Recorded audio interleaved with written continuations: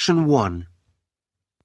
You will hear a number of different recordings and you will have to answer questions on what you hear. There will be time for you to read the instructions and questions, and you will have a chance to check your work. All the recordings will be played once only. The test is in 4 sections.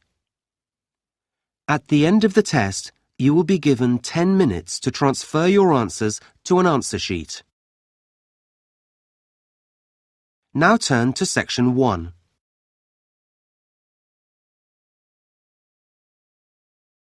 Section 1. You will hear a woman talking on the phone to a hotel receptionist. First, you have some time to look at questions 1 to 5.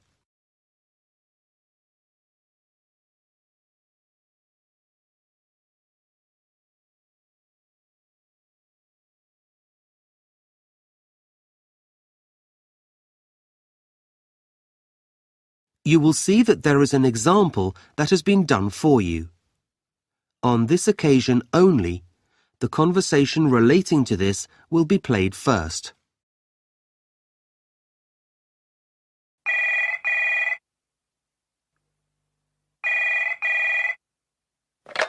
Good morning, Atlas Hotel. Can I help you? Oh, yes. A friend has told me about your hotel and I'd like to book some rooms, please. Okay, when would you like to stay here? Well, we've booked flights on the 23rd of August. Okay, I'll just find that date. The arrival date is the 23rd of August, so 23rd August has been written in the space. Now we shall begin. You should answer the questions as you listen, because you will not hear the recording a second time. Listen carefully and answer questions 1 to 5.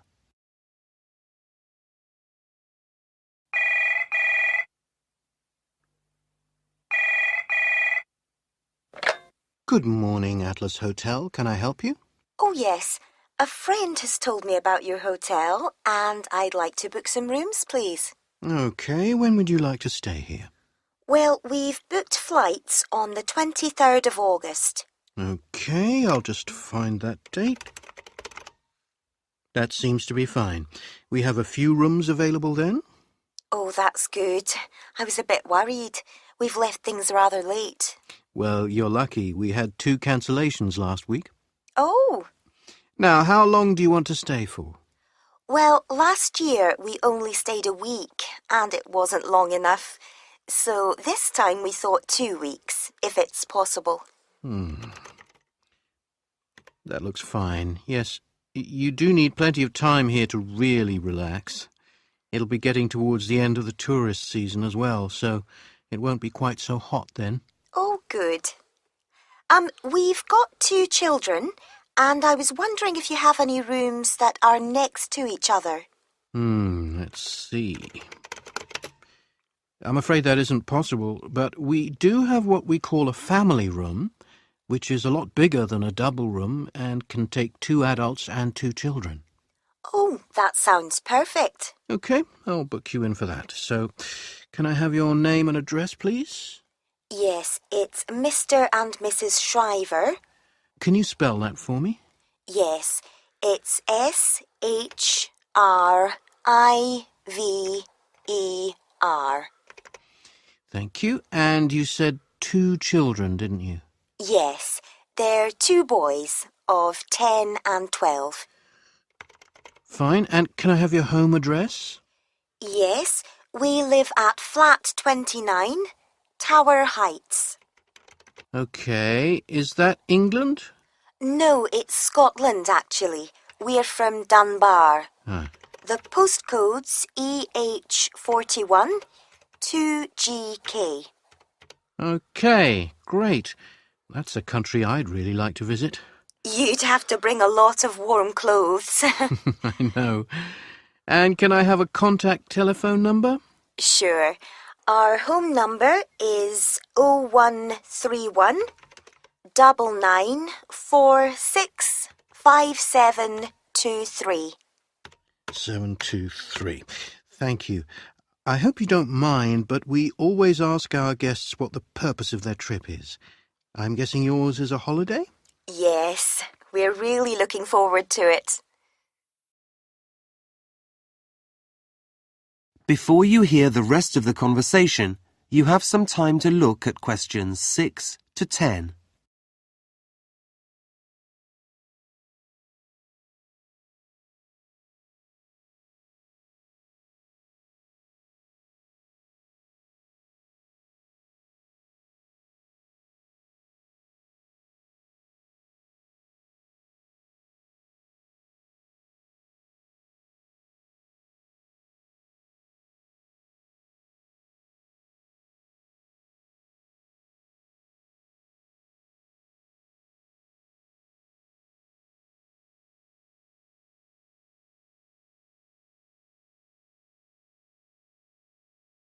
Now listen and answer questions 6 to 10. As you've been here before, I wonder if you'd mind answering a few short questions for our tourist board? No, not at all. They collect information from tourists so that they can try to improve the tourism industry here. That's a good idea. Okay. So what type of holiday activity do you like best? Well, I like a lot of things. I like shopping and sightseeing. But I think as a family, we all enjoy swimming the most. Okay, and do you go to the beaches to do that? Well, sometimes we do. We also like to sit around the pool at the hotel. When you go to the beaches, what do you think of them? Well, they're a bit crowded. I know. But then you expect that in the holidays. The main thing is that they're very clean. That's why we come back. I'm glad to hear that. And you said you like shopping? Yes, it's fun. How are the shop staff? Are they... Well, I don't want to criticise, but sometimes, well, they're a bit too helpful. trying to sell you souvenirs? Yes, I prefer to choose things myself. Uh-huh. What about eating and the service in the restaurants? Oh, the food is delicious, always. And the waiters, well, they're polite and so fast. Nothing takes very long. That's good news. Sometimes people complain, but... Well, I haven't been to every restaurant. There are rude waiters everywhere, I suppose. Well, we like to avoid it if we can. Do you have suggestions for things which might improve your holiday experience here? Not really. Let me think. Oh, yes. I did notice last time I was there that there are local buses, but you don't seem to have any bikes. No, we don't. Most people have cars. It's just nice to hire one and get some exercise. Go at a slower pace so that you can really see the landscape. Okay, I'll note that down. Well, thank you very much. That is the end of section 1. You now have half a minute to check your answers.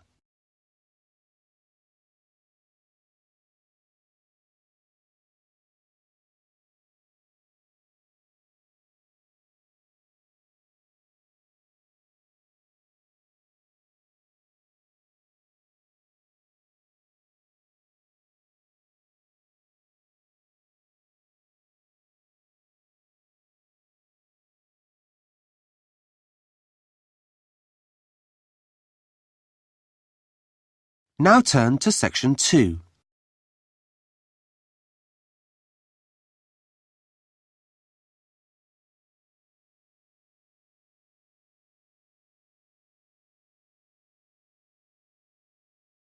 Track 32.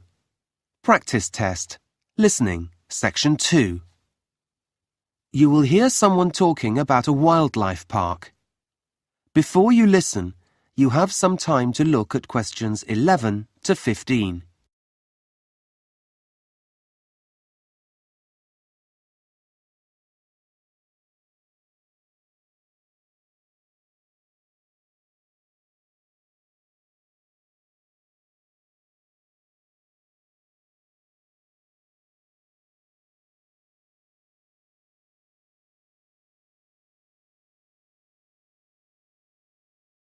Now listen carefully and answer questions 11 to 15.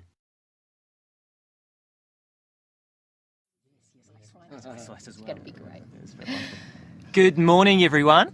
I'm a keeper here at Arana Wildlife Park, and that means that my job is to look after some of the animals that we have here.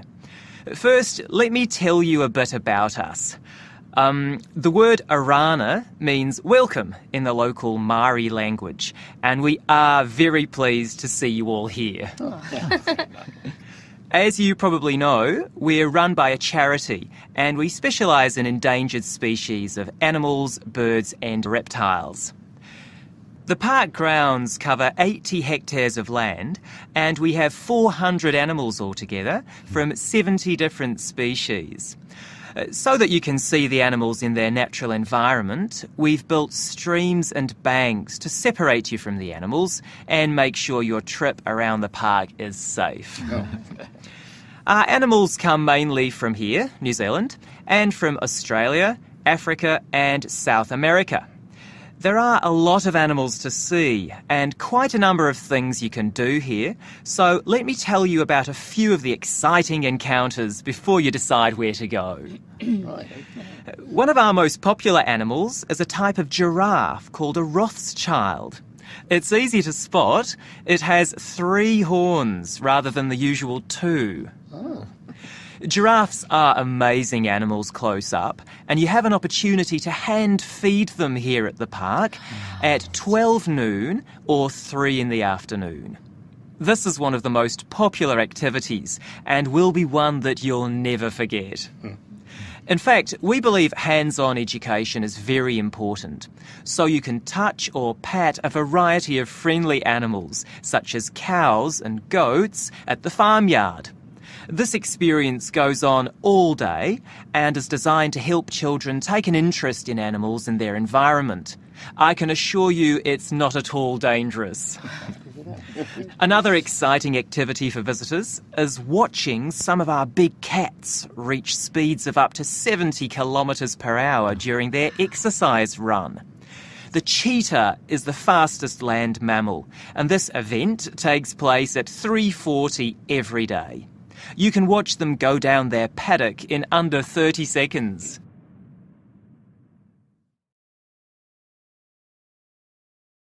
Before you hear the rest of the talk, you have some time to look at questions 16 to 20.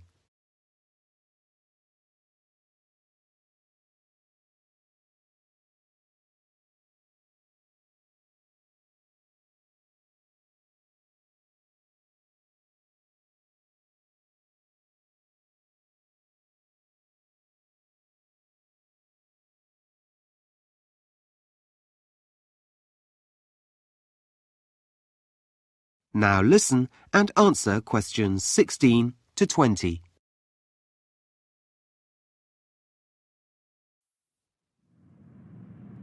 So, here's a plan of the park. As you can see, we're here at the main entrance, and there's an information centre to your right. Now, it's quite easy to get around the park. We have daily guided walkabout tours, which let you get up close to the animals. Or, if you prefer to be at a distance, you can take the safari bus and drive around with a wildlife expert. If you decide to take the walkabout tour, it leaves at 10:45, that's in just under an hour, from the meerkats enclosure next to us. From there, the walk passes the adventure playground and the otters in the first enclosure, and then arrives at the New Zealand birds area in the next enclosure, just in time to see them being fed. Then you go on to the reptile house and the tigers and the rest of the animals. Alternatively, you can wait until the afternoon walk. There are plenty of other things to see in the morning. One of these is the African village.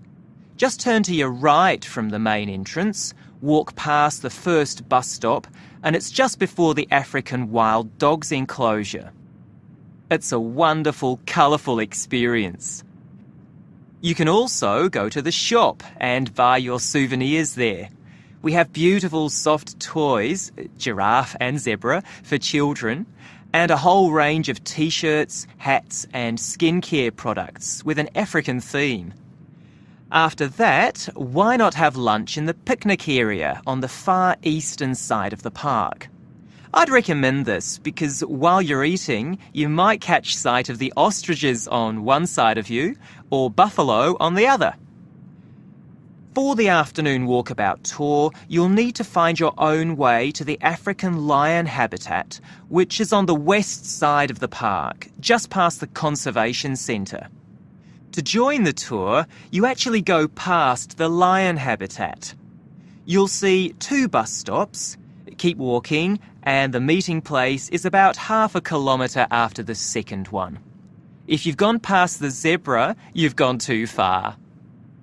For those of you who would prefer to travel on the safari bus, this runs from 10:30 to 4 p.m. There are stations throughout the park, but the first one is at Jomo's Cafe, which is directly opposite where we're standing. Go straight ahead and it's just in front of the giraffes. There are various feeding times for the animals and the bus stops in time for all of these. So, let me just give you some safety guidelines.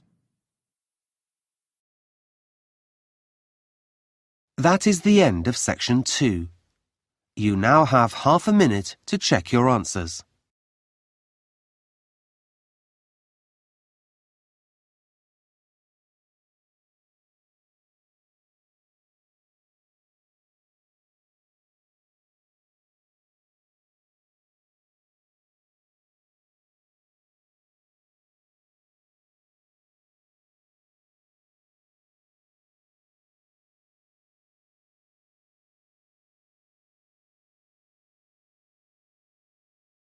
Now turn to section 3.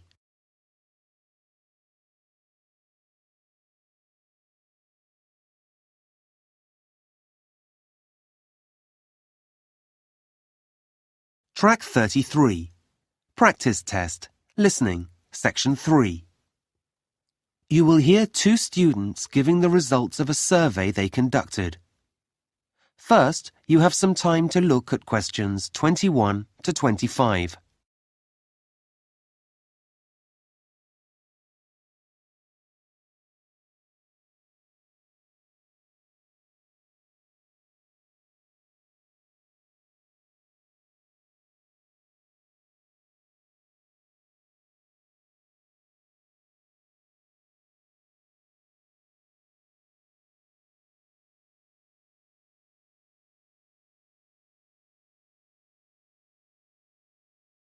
Now listen carefully and answer questions 21 to 25.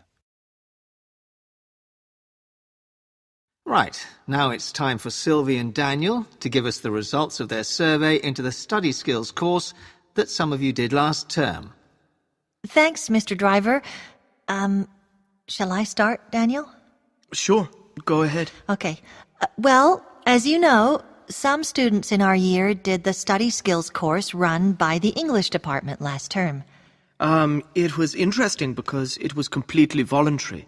It wasn't a compulsory component of the exam course or anything that we need in that way.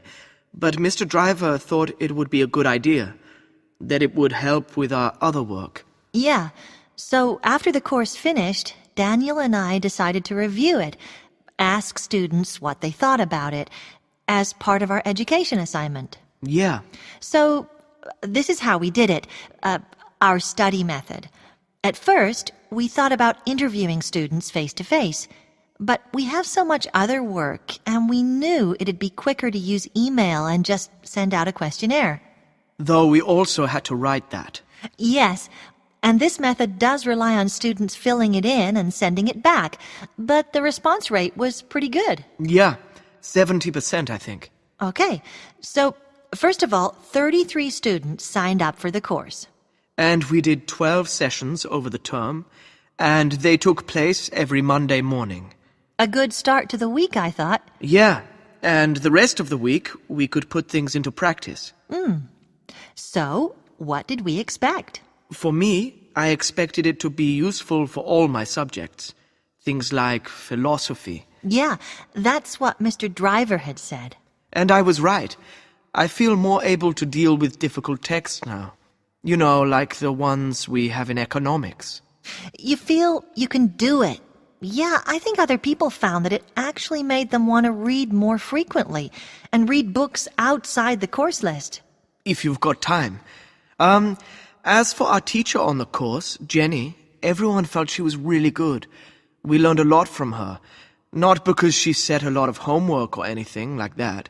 The thing people said was that she gave us fascinating articles and ideas to work with, some of them.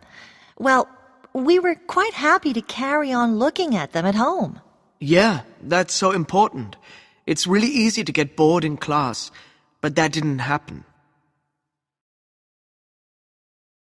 Before you hear the rest of the conversation, you have some time to look at questions 26 to 30.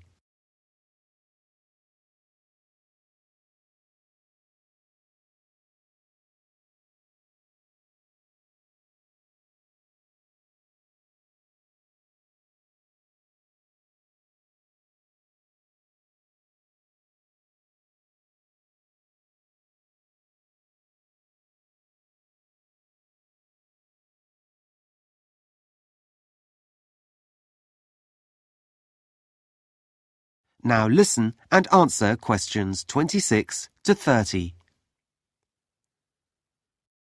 Okay, so we've done a couple of charts. Let's have a look at the findings. I'll put up the first chart. This is your overall view of the usefulness of the course. And as you can see, only a small percentage of students didn't feel it was useful. Which is good.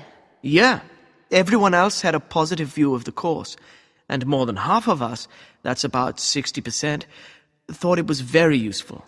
Which, well, as this is the first time the course has been run, I guess this is a strong recommendation for it to take place again next year. The next chart shows how useful you felt each part of the course was. So, just to remind you, there was the speed reading component. That came out top. No surprise there, really. On the other hand, giving talks was, well, we all like talking, but it's not something we have to do that often. Yeah, so that was the least useful. Then the note-taking component you found to be quite useful, and you had a lot of comments about that. Okay, so let's have a look at some of your comments.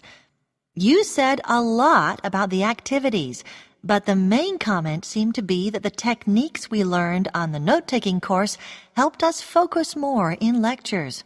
Several people said that they daydream much less. Yeah, have a longer attention span. So that's the first benefit. The second is that students said they really appreciated the instruction on when to use a diagram to take notes. Like many people, I'd never thought of this technique, but now I find it really helpful. And it's much more fun. Yeah. And then the last comment we wanted to mention was about the type of paper that we used in the note-taking sessions. It seems obvious now that a wide margin down the side of the paper provides another area where you can add points that you've missed. And that makes it a lot easier to read the notes afterwards.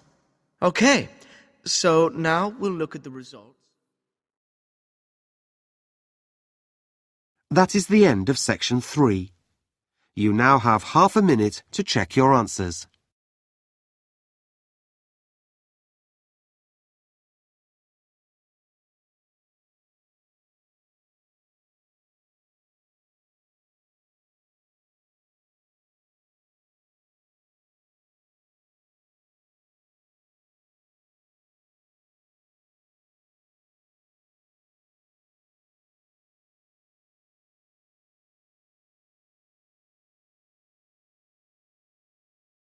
Now turn to section 4.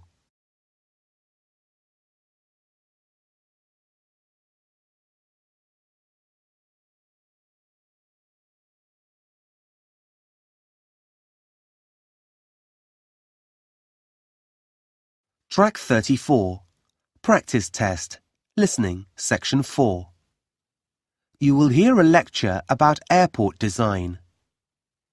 First, you have some time to look at questions 31 to 40.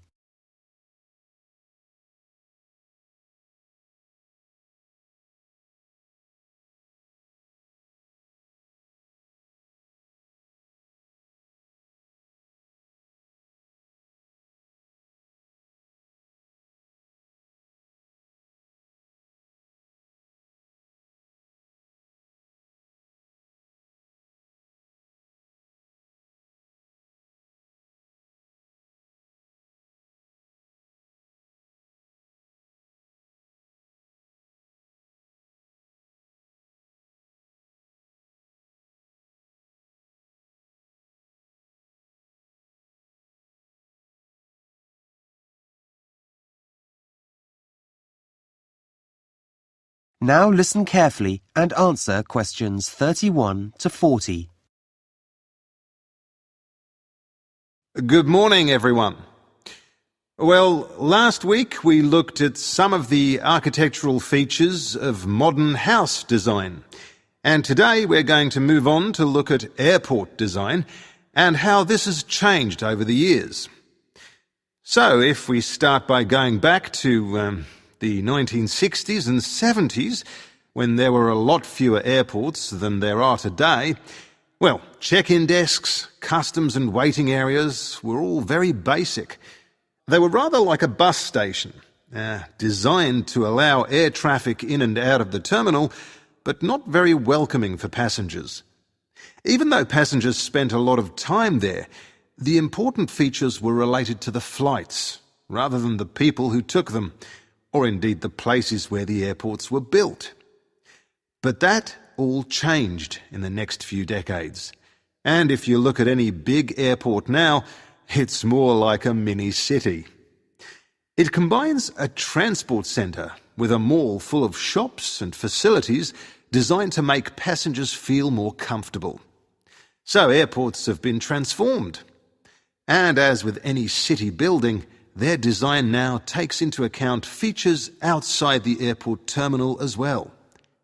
So why did this change happen? Well, there are two main reasons. The first was the huge increase in passenger numbers, in the number of people travelling by plane. And this was a direct result of mass tourism, with things like cheap holiday packages and low-cost airlines, with the construction of high-rise hotels and hotel complexes. And then people started travelling more regularly from one country to another for things like meetings, and so the growth in international business also pushed numbers up.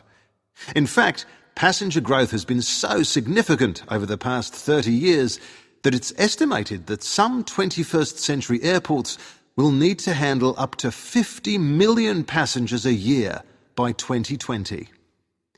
The second reason for the change is, and this is a key aspect of airport design, people have realised that the airport is the first place you see when you visit another country. This means it forms your first impression of that country, and that impression has to be good. Airports are now called gateways to the cities they serve, and that raises visitor expectations. Now, what are the changes that have taken place in airport design? Well, the interior design, the inside of most airports, is now completely different. First, the dark, enclosed airports of the past have been replaced by large, open areas that look out onto the surroundings. Look at this picture of Beijing Airport. There's a huge amount of space and light, and this is typical of many airports today. Second, well, in the past, you had to go outside the airport to get trains to terminals, but now these are integrated into the design.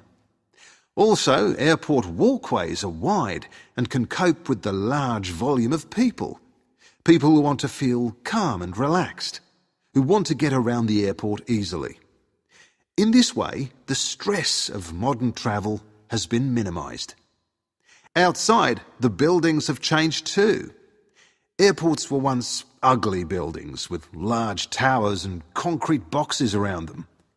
Now they're designed to fit into their surroundings. Look at this picture of the Arctic Circle Airport in Norway. The airport itself is surrounded by mountains. So, as you can see, the roof of the airport has been designed so that it's shaped like a range of mountains. There are peaks at the top and then steep sides that touch the ground. In the same way, these airports in Thailand and India have beautiful shaded gardens all around them that reflect the landscape of the country. They also provide a connection with local tradition and art. Another feature that is important inside airports too. And there's one final but very important issue. It's been said that airports are a new building type. They're often light steel structures with what looks to the passenger like a lot of glass. But this is special glass that can maximise daylight and comfort and cut down on energy use. Bangkok's main airport is flooded with controlled daylight in a tropical climate. And this is achieved through the use of new materials and modern technology, which have also allowed engineers to come up with methods of reducing costs. So, let's take a closer look at some of these. That is the end of section 4. You now have half a minute to check your answers.